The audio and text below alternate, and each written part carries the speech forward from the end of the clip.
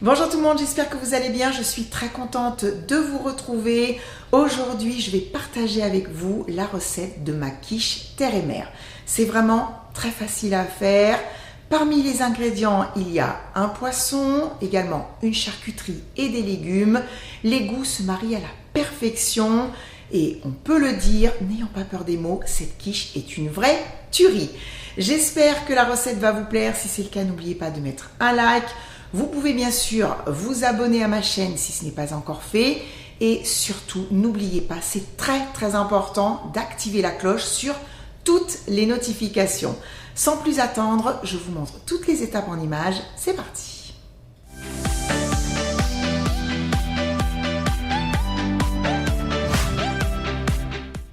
Je vais commencer par préparer la garniture et dans un premier temps, je vais m'occuper des légumes puisqu'il va falloir les faire cuire. Sur ma planche à découper, j'ai une échalote et quelques pleurotes. Bien sûr, vous pourrez choisir un autre champignon, voire même d'autres légumes. N'oubliez pas que vous pouvez adapter les recettes selon vos goûts. S'il y a un ou plusieurs ingrédients que vous n'aimez pas, n'hésitez pas à les remplacer. Je vais couper l'échalote ainsi que les pleurotes en petits morceaux. Dans ce saladier, j'ai des jeunes pousses d'épinards, donc là, il n'y a rien à faire. Je fais tout ça hors caméra et je vous retrouve pour la cuisson. Je suis en train de faire chauffer une poêle sur un feu moyen avec à l'intérieur de l'huile d'olive. Je vais y ajouter l'échalote coupée en petits morceaux. Je vais la faire cuire pendant une petite minute. L'huile était super chaude. Et je vais ajouter les pleurotes. Voilà, je vais les faire revenir pendant 3-4 minutes supplémentaires jusqu'à ce que l'eau de végétation ressorte et puis en fait que ces champignons soient joliment dorés. Et bien sûr, je vais saler et poivrer. Et voilà, les pleurotes sont prêtes, je vais les débarrasser. J'ai mis une noix de beurre à fondre dans la poêle et je vais ajouter les jeunes pousses d'épinards. Et je vais tout simplement les laisser tomber. Ça va prendre juste quelques minutes, c'est vraiment très rapide.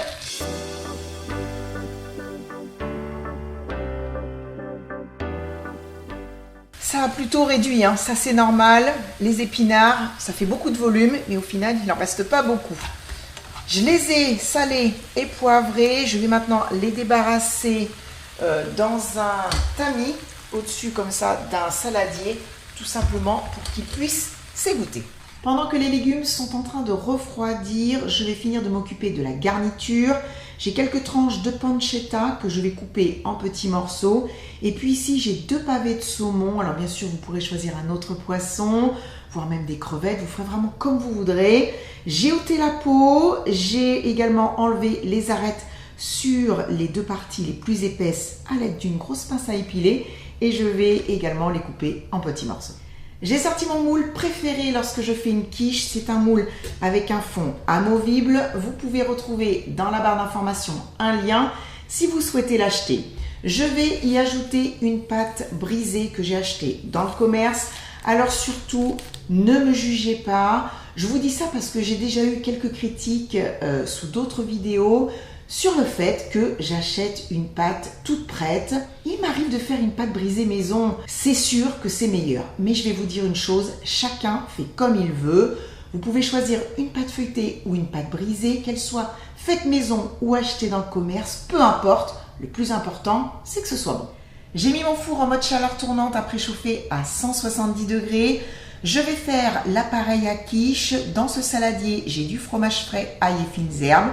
Je vais y casser 3 œufs, mélanger ces ingrédients à l'aide d'une fourchette, puis verser de la crème liquide entière et je vais également légèrement saler et poivrer.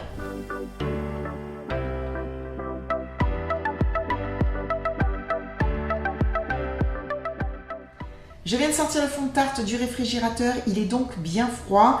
Je l'ai piqué avec une fourchette et je vais répartir toute la garniture à l'intérieur. Voici ce que ça donne, c'est bien garni. Je n'ai plus qu'à verser délicatement l'appareil et ensuite je vais enfourner à 170 degrés pour une durée d'environ 40 minutes.